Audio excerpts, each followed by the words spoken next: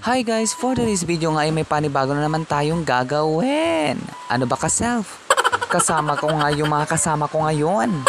At may pupuntahan nga kami. Tingnan nyo naman, nakatwalya ako. So ibig sabihin mag-beach daw kami mga self. Uy. At ayun ang pagkababa namin sa tricycle. Nag-antay na naman kami ng sasakyan. Siyempre dito sa pagurayan ng jeep at mga PUV. Ano ba ka-self? Yung malapit na nga ang dagat sa amin ay ang gusto pa ng mga kaibigan ko ay mag-flight papunta sa Santa Cruz. Ay di ko nga alam sa kanila. Gusto pa nilang maggastos. Ano ba yan? Pero sabi naman nila na maganda daw doon at mag-e-enjoy daw kami. Sige nga, tingnan natin.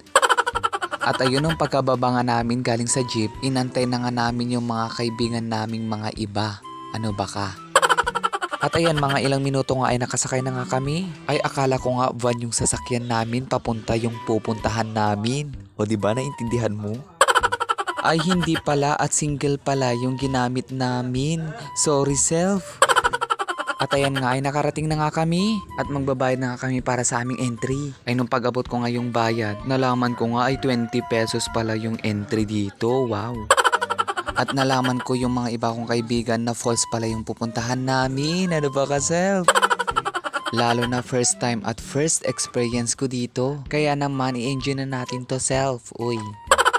Tas unang lakad, ganito pala yung lalakaran natin mga self. Bridge. Uy. Tas ayun, sabi ko nga sa mga kaibigan ko na baka matanggal yung tali niya nito. Tas sabi nga nila nabilisan ko na lang daw na maglakad. Bakit parang kasalanan ko pa? At ayan nga, unang tingin ang ganda, di ba? Uy. At ayan ang pagpasok nga namin, parang masusubok si self dito, uy. Kasi tignan nyo naman self, yung lalakaran. Ang dulas pala. Tinanong ko nga sa mga kasama ko kung may iba pang daanan. Sabi naman nila na dito lang talaga yung daanan kaya wala kang choice. Sabi nilang ganun be. At yung nakita ko nga yung mga tubig ilog tubig, basta ganun. Natuwa nga ako kasi ang gaganda ng mga view, di ba perfect? At ang sarap maligo kapag ganito, tas malamig, tas yan, perfect. Ay nung pagkarating nga namin mga day, yung mga bakla naligo na agad. Wala nang pahinga to, basta tumalon na lang sa falls. Uy, yung hindi ka kontento sa taas ng falls kaya mas tumaas pa yung tatalunin, ganun. Kaya sulit rin yung 20 pesos na pang entrance mo be. Kahit magdamag kang maligo dyan, pwede. O diba? Akala ko nga mababaw lang yung pagtapog ko. Grabe naman be, ang lalim. Kas lalim ng kasama ko. Charot. At ayun, di ko na nga pinatagal yung sarili ko. Naligo na rin ako be. Yung tatalon ka pero sa baba ka namang tumalon. Ano yun? OA mo. At kaya naman nagdala na rin ako ng sabon at shampoo para dito na lang akong magbilnas. Ganon. Para kapag magsukat-sukat na lang si self mamaya. At hindi ko na nga rin pinalampas ang araw na ito. Trinay ko na nga rin tumalon pero sa baba nga lang.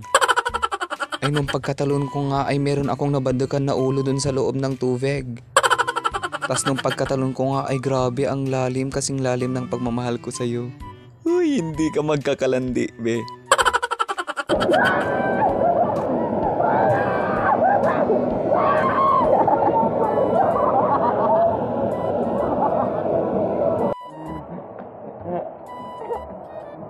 And ayan, nakabihis na nga ako at nakapagpalit ng damit. And this is the end of my video. If you enjoy watching, please give me a thumbs up. Follow for more updates. Maraming salamat and bye! Oink!